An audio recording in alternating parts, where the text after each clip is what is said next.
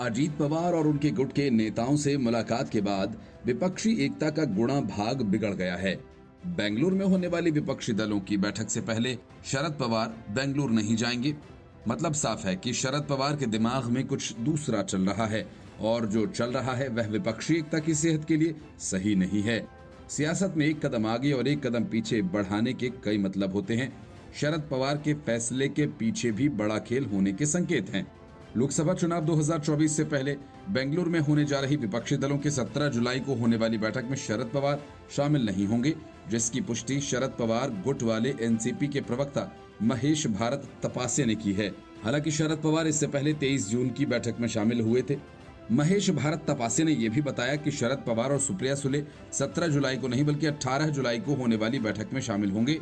ANI के मुताबिक शरद पवार गुट वाले एनसीपी के प्रवक्ता महेश भारत तपासे के अनुसार बेंगलुरु में 17 जुलाई को होने जा रही विपक्षी दलों की बैठक में शरद पवार हिस्सा नहीं लेंगे, बल्कि 18 जुलाई यानी मंगलवार को होने वाली बैठक में शरद पवार और सुप्रिया सुले हिस्सा लेंगे।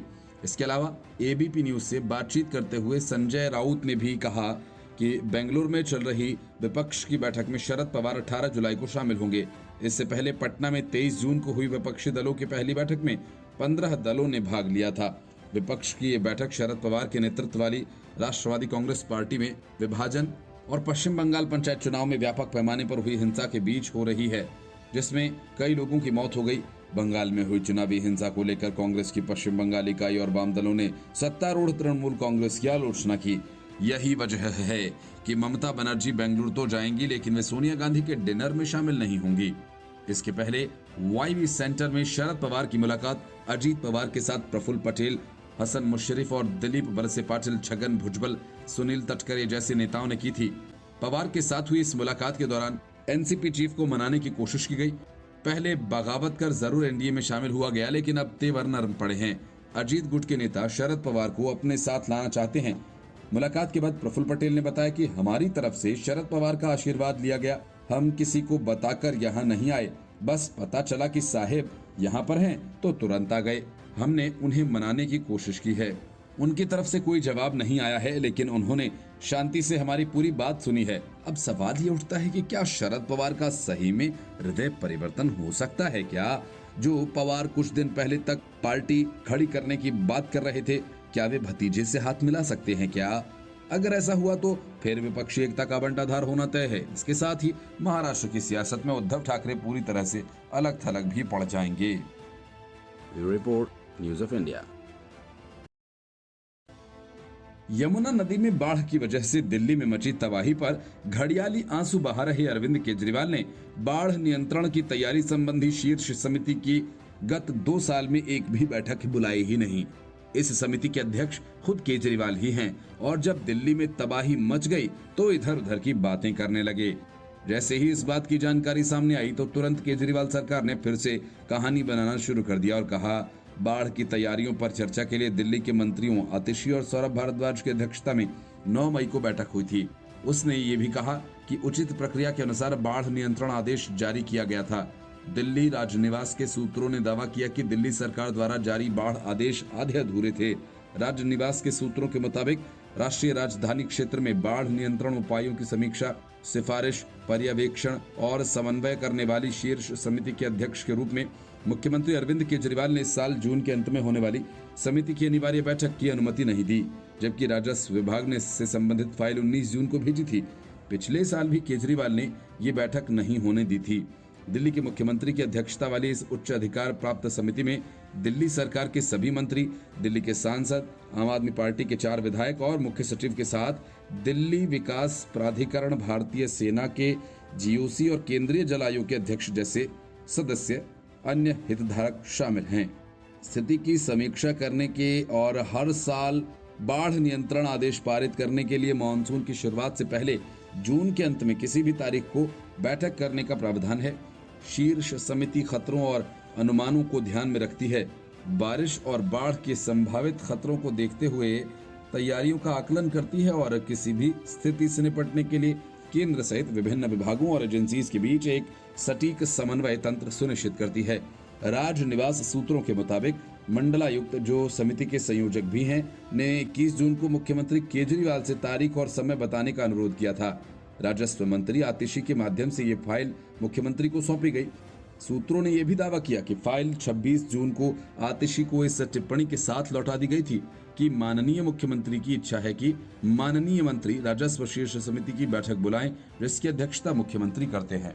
सूत्रों ने दावा की कि उनके विभागीय ओएसडी ने संभागीय आयुक्त को बाढ़ नियंत्रण आदेश 2023 जारी करने के लिए 30 जून को शाम 6:30 पर प्रमुख सचिव सिंचाई और बाढ़ नियंत्रण, जिलाधिकारी पूर्व दिल्ली और अन्य अधिकारियों के साथ उनके सम्मेलन कक्ष में एक संक्षिप्त बैठक करने का निर्देश दिया। आरोप है कि आतिशी की अध्यक्षता में हुई बैठक में CWC के प्रतिनिधियों के अलावा मुख्य सचिव, पुलिस आयुक्त, MCD आयुक्त, दिल्ली जल बोर्ड के CEO और कई अन्य महत्वपूर्ण हितधारक अनुपस्थित रहे। और ऐसा इसलिए हुआ क्योंकि आतिशी ने उनकी बैठक में मौजूद रहने के लिए उन्हें नहीं कहा। उन्होंने बताया कि इसके बाद 6 जुलाई को बैठक हुई और मुख्य हितधारकों को विश्वास में लिए बिना एक आधा अधूरा बाढ़ नियंत्रण आदेश जारी कर दिया गया। Bureau report, news of India. Congress ने अरविंद केजरीवाल की सारी शर्तों को मान लिया और आम आदमी पार्टी की शर्तों पर गठबंधन करने को तैयार हो गई। ये जानते हुए कि कांग्रेस का दिल्ली और पंजाब से पूरी तरह से सफाया हो जाएगा, कांग्रेस के इस फैसले पर सवाल उठने लगे हैं। इतना ही नहीं, पार्टी में इस्तीफों का दौर भी शुरू हो गया। पंजाब के पूर्व विधायक अश्विनी सेखड़ी बीजेपी में शामिल हो गए। दिल्ली और पंजाब के नेताओं ने पूरी सख्ती से पार्टी को आम आदमी पार्टी से गठबंधन नहीं करने की सलाह दी।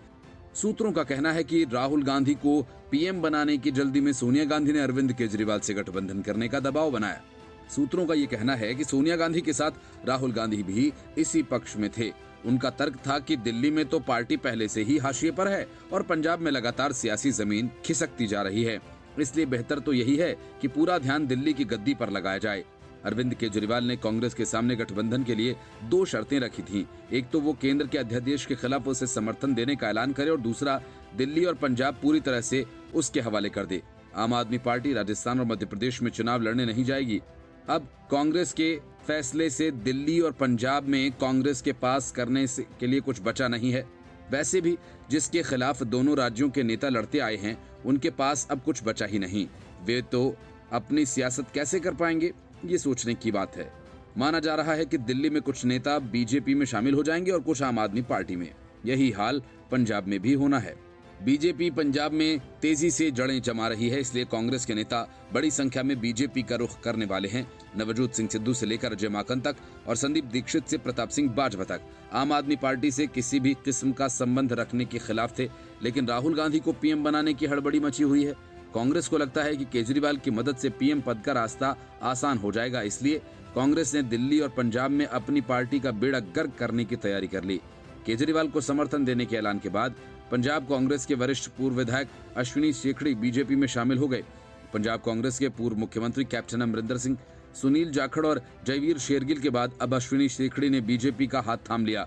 पार्टी के सूत्रों का कहना है कि सेखड़ी PCC अध्यक्ष राजा वडिंग के कामकाज से असंतुष्ट थे और पंजाब कांग्रेस और उनके द्वारा लगातार खुद को नजरअंदाज किया जा रहा था। पंजाब कांग्रेस हालांकि लाख दावे कर ले कि प्रदेश में अपनी मजबूती है, लेकिन उनकी पार्टी में तो ऐसा लग रहा है कि बीजेपी में जाने की होड़ मची हुई है। कांग्रेस के कई दिग्गज नेता पहले ही बीजेपी में शामिल हो चुके हैं। ऐसे में कांग्रेस पंजाब में अपनी सियासी जमीन खोती नजर आ रही है।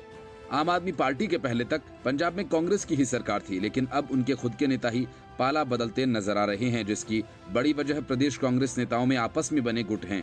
पहले कैप्टन और नवजोत सिंह सिद्धू के बीच में होने वाली खींचतान जगजाहिर रही। अब कांग्रेस के मुखिया और राजा वडिंग से काफी नेता नाराज चल रहे हैं।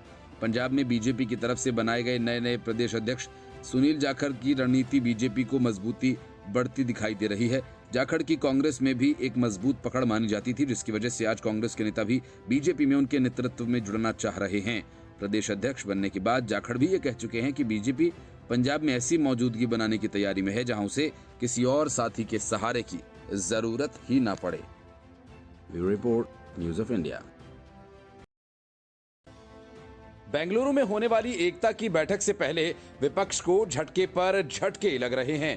पहले ममता बनर्जी ने डिनर का बहिष्कार कर दिया, उसके बाद अजीत पवार गुट के साथ बैठक करने के बाद शरद पवार ने भी डिनर में शामिल होने का फैसला पलट दिया। अखिलेश बेंगलुरु के लिए रवाना होते उसके पहले उनकी पार्टी का विधायक दारा सिंह बीजेपी में शामिल हो गया। केजरीवाल की शर्तों के साथ कांग्रेस ने जैसे ही उन्हें माना, पंजाब कांग्रेस के पूर्व विधायक और बड़े नेता अश्विनी सेखड़ी बीजेपी में शामिल हो गए और अब डीएम सरकार के उच्च शिक्षा मंत्री और उनके सांसद पुत्र के ठिकानों पर ईडी की बड़े छापेमारी हो गई। ईडी ने तमिलनाडु के दूसरे मंत्री के ठिकानों पर मनी लॉन्ड्रिंग मामले में छापेमारी की। केंद्रीय एजेंसी ने डीएमके के नेता और तमिलनाडु के उच्च शिक्षा मंत्री के पोनमुड़ी और उनके सांसद बेटे गौतम सिगमनी के परिसरों पर छापेमारी की। सूत्रों ने बताया कि राजधानी चेन्नई के अलावा मंत्री के विलुपुरम में पोनमुड़ी और सिगमनी से जुड़े परिसरों पर तलाशी की जा रही है। धन शोधन का ये मामला 2007 से 2011 तक बरती गई कथित अनियमितताओं से जुड़ा है। जब पोनमुड़ी तमिलनाडु के खनन मंत्री थे, उन पर खदान लाइसेंसी शर्तों के उल्लंघन के आरोप लगे थे। इससे सरकारी खजाने को लगभग 28 करोड़ रुपए का चूना नुकसान लगाने का दावा किया गया था। ईडी ने जून में तमिलनाडु के परिवहन मंत्री सेंथिल बालाजी के खिलाफ भी इसी तरह कार्रवाई की थी। डीएमके ने पोनमुड़ी और सिगमनी के खिलाफ छापेमारी की राजनीतिक प्रतिशोध उसे करार दिया। ईडी ने ये छापेमारी उस दिन की जब डीएमके अध्यक्ष और तमिलनाडु के मुख्यमंत्री एमके स्टालिन बेंगलुरु में कांग्रेस द्वारा बुलाई गई विपक्षी दलों की बैठक में हिस्सा लेने वाले हैं। हालांकि ईडी की कार्रवाई के संबंध में आधिकारिक जानकारी अभी तक नहीं आई है। डीएम के प्रवक्ता ए सर्वनन ने कहा कि ये राजनीतिक प्रतिशोध की कार्रवाई है और इसका उद्देश्य द्रमुक के संकल्प को तोड़ना है।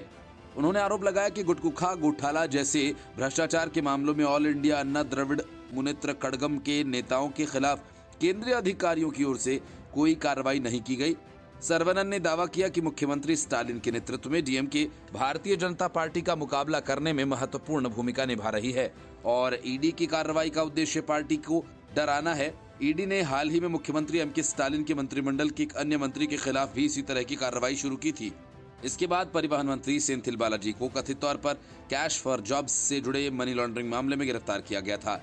स्टालिन और द्रमुक ने बालाजी के खिलाफ कार्रवाई को केंद्र की डराने धमकाने की रणनीति बताया था। बालाजी को तब गवर्नर ने कैबिनेट से बर्खास्त कर दिया था, लेकिन जब बवाल काफी बढ़ गया तो गृह मंत्रालय की सलाह पर राज्यपाल ने मंत्री की बर्खास्तगी को वापस ले लिया था।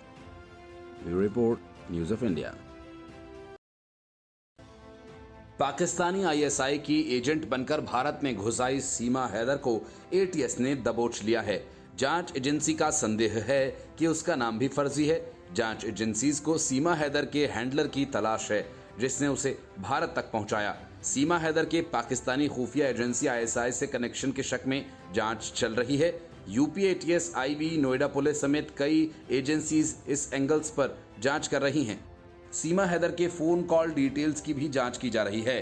पाकिस्तान से दुबई, फिर काठमांडू और वहां से ग्रेटर नोएडा आने के मसले की जांच में जुटी यूपी एटीएस की कार्रवाई के बाद हलचल तेज हो गई है। सीमा हैदर को यूपी एटीएस की ओर से अपने साथ ले जाए जाने के बाद सचिन के परिवार के लोगों ने घर के दरवाजे बंद कर लिए हैं। अब एक बार फिर सीमा हैदर का मुद्दा गर्मा गया है, क्योंकि प्रेम की जो कहानी अब तक सुनाई जा रही थी उसमें जांच एजेंसी को बड़ा झोल दिखने लगा। सीमा हैदर को अपनी हिरासत में लेने के बाद पूछताछ शुरू हो चुकी है। सीमा के परिजनों ने पाकिस्तानी सेना के संबंध में खुलासे के बाद मामला गर्मा दिया। सीमा के चाचा पाकिस्तानी आर्मी में सूबेदार हैं। इसके अलावा सीमा का भाई भी पाकिस्तानी सेना में है। ऐसे में सीमा हैदर का जुड़ाव कहीं पाकिस्तानी खुफिया एजेंसी आईएसआई से तो नहीं? इस सवाल का जवाब ढूंढने के लिए यूपी एटीएस की पूछताछ चल रही है। रबुपुरा स्थित सचिन के आवास पर यूपी एटीएस की टीम सादी वर्दी में पहुंची थी। उसे अपने साथ लेकर चली गई। सीमा हैदर मामले की जांच कर रही एजेंसी ने पाकिस्तानी महिला को लेकर जांच की गति तेज कर दी है। पाकिस्तान में भी इस मामले को लेकर हलचल तेज है। कट्टरपंथी ताकतें लगातार सीमा हैदर का सिर कलम करने की धमकी दे रही हैं। जांच एजेंसीज ने सीमा हैदर के आईडी कार्ड को हाई कमीशन में भेज दिया है। हाई कमीशन सीमा हैदर के इतिहास को जानने का प्रयास करेगा। उसकी कुंडली खंगाली जाने लगी है। उसके पाकिस्तान से भारत आने के मकसद के बारे में भी जानकारी जुटाई जा रही है। सरहद पार वाली इश्क की अब सीमा हैदर की मुश्किलें बढ़ गई हैं। सीमा हैदर के यूपी एटीएस की हिरासत में लिए जाने के बाद सचिन मीणा के घर पर सन्नाटा पसर गया है। कोई कुछ भी बोलने को तैयार नहीं। परिवार के लोगों ने घर के दरवाजे बंद कर दिए हैं। किसी को भी घर के भीतर घुसने की इजाजत नहीं दी जा रही है। अब तक सीमा हैदर को लेकर सचिन का परिवार चर्चा का केंद्र बना हुआ था। सीमा के साथ सचिन भी मीडिया के सामने आकर सवालों का जवाब दे रहा था। जैसे ही यूपी एटीएस की कार्रवाई हुई, परिवार के लोगों ने दरवाजे बंद कर लिए। Bureau report news of India. Sharad Pawar से अजीत पवार और उनके गुट के नेता 24 घंटे में दूसरी बार मिले तो इसका असर बंबई से बेंगलुरु तक दिखने लगा, जहां विपक्षी दलों की बैठक होनी है। रविवार को हुई बैठक के बाद शरद पवार ने बेंगलुरु जाने का कार्यक्रम रद्द कर दिया। कहा गया कि वे अब 18 तारीख की बैठक में शामिल होंगे, लेकिन अब इस ताजा मुलाकात के बाद माना जा रहा है कि शरद पवार विपक्षी दलों की बैठक में शामिल ही नहीं होंगे। यही वजह है कि शरद पवार से अजीत पवार गुट की दूसरी बैठक को लेकर संजय राउत ने शरद पवार और एनसीपी के कैरेक्टर पर सवाल उठा दिए। कहा, शरद पवार की जगह हम होते तो गद्दारों और धोखेबाजों के लिए दरवाजे नहीं खोलते, लेकिन उनका कैरेक्टर अलग है। अजीत पवार खेमे की शरद पवार से मुलाकात को लेकर सूत्रों का कहना है कि रविवार को अजीत पवार खेमे के सिर्फ मंत्रियों के साथ शरद पवार की मुलाकात हुई थी। इसके बाद शरद पवार के समर्थक विधायकों में बेचैनी हो गई। इस पर विधायकों ने पार्टी मुखिया से सवाल किया कि हमें विश्वास में लिए बिना केवल मंत्रियों से मुलाकात की। मुलाकात के दौरान अजीत पवार खेमे का समर्थन करने वाले विधायकों ने कहा कि मंत्रियों को सहानुभूति मिलेगी, लेकिन विधायकों को अपने अपने निर्वाचन क्षेत्रों में मतदाताओं के गुस्से का सामना करना पड़ेगा। विधान भवन में हुई बैठक में विधायकों ने नाराजगी जाहिर की, इसलिए अजीत पवार और प्रफुल्ल पटेल सभी विधायकों के साथ दूसरी बार शरद पवार से मिलने वाईबी चौहान सेंटर पहुंचे। मुलाकात के बाद अजीत पवार खेमे के नेता प्रफुल्ल पटेल ने कहा कि आज अजीत पवार, सुनील तटकरे और मैंने वाईबी चौहान सेंटर में शरद पवार से मुलाकात की। हमने उनसे फिर से एनसीपी को एकजुट रखने का अनुरोध किया और उन्होंने हमारी बात सुनी, लेकिन इस पर कुछ कहा नहीं। इससे पहले 16 जुलाई को अजीत पवार, छगन भुजबल, अदिति तटकरे, हसन मुशर्रफ, प्रफुल्ल पटेल शरद पवार से मिलने पहुंचे।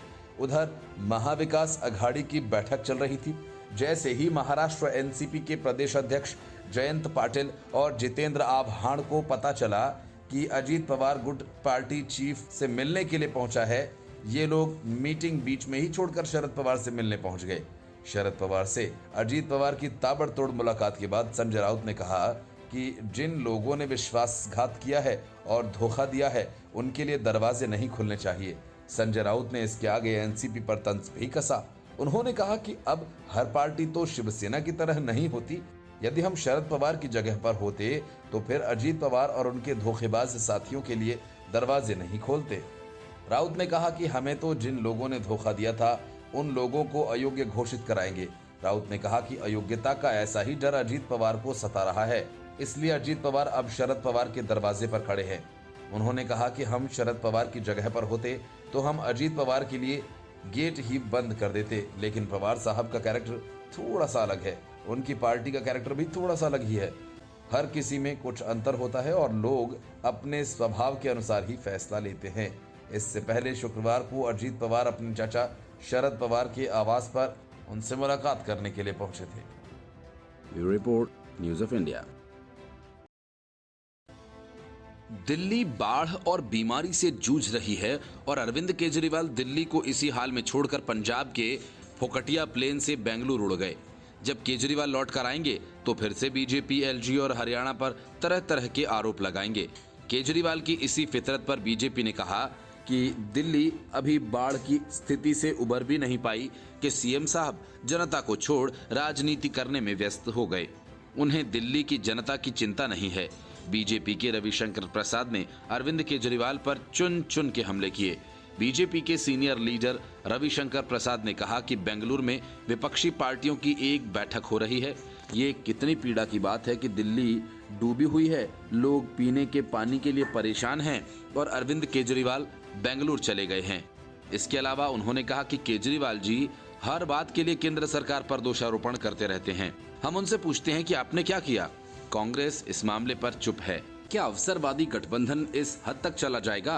भाजपा नेता प्रवेश साहिब सिंह वर्मा ने कहा कि अरविंद केजरीवाल दिल्ली के प्रति कितने संवेदनशील हैं, इसका अंदाजा इस बात से लगाया जा सकता है कि एक ओर दिल्ली यमुना में पानी का स्तर फिर से बढ़ गया है, दूसरी ओर केजरीवाल दिल्ली वालों को उनके हाल पर छोड़कर घोटालेबाजों की मंडली में शरीक होने बेंगलुरु प्रस्थान कर गए। दिल्ली के मुख्यमंत्री अरविंद केजरीवाल ने दिल्ली अध्यादेश पर समर्थन करने के लिए कांग्रेस अध्यक्ष मल्लिकार्जुन खड़गे का आभार व्यक्त किया। उन्होंने कहा कि दिल्ली के लोगों का साथ देने के लिए शुक्रिया खड़गे जी।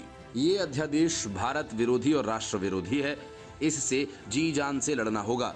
दिल्ली में सेवाओं के केंद्र सरकार के अध्यादेश को लेकर कांग्रेस ने सीएम अरविंद केजरीवाल के नेतृत्व वाली आम आदमी पार्टी की सरकार का समर्थन किया है।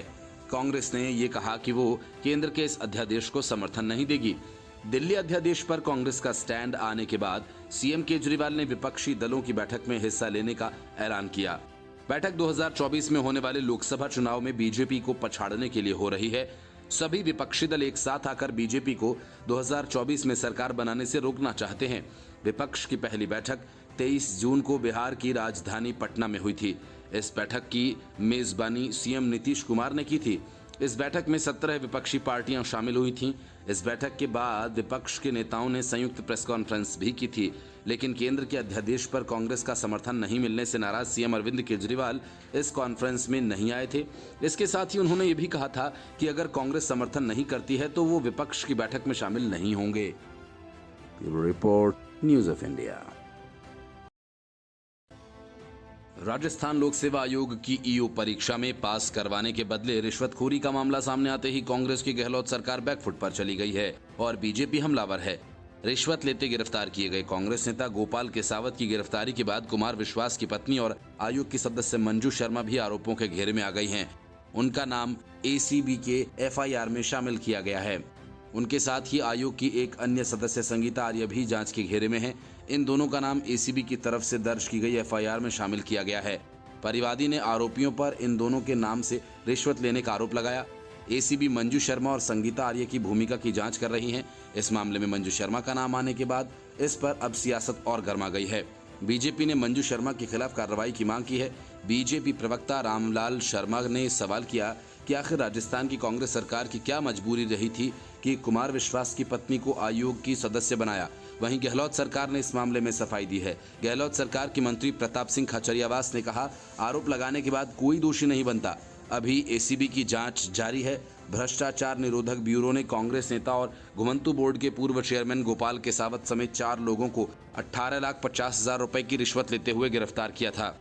केसावत को चेयरमैन रहते हुए राज्य मंत्री का दर्जा प्राप्त था। परिवादी के मुताबिक आरोपी केसावत ने कहा था कि आयोग की सदस्य मंजू शर्मा के जरिए उसे पास करवा दिया जाएगा। परिवादी के बयानों के आधार पर ही मंजू शर्मा और संगीता आर्य का नाम एफआईआर में शामिल किया गया है।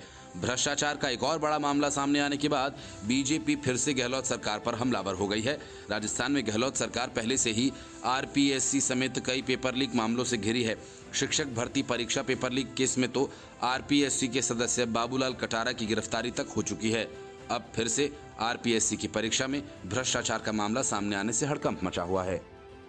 Bureau report, news of India.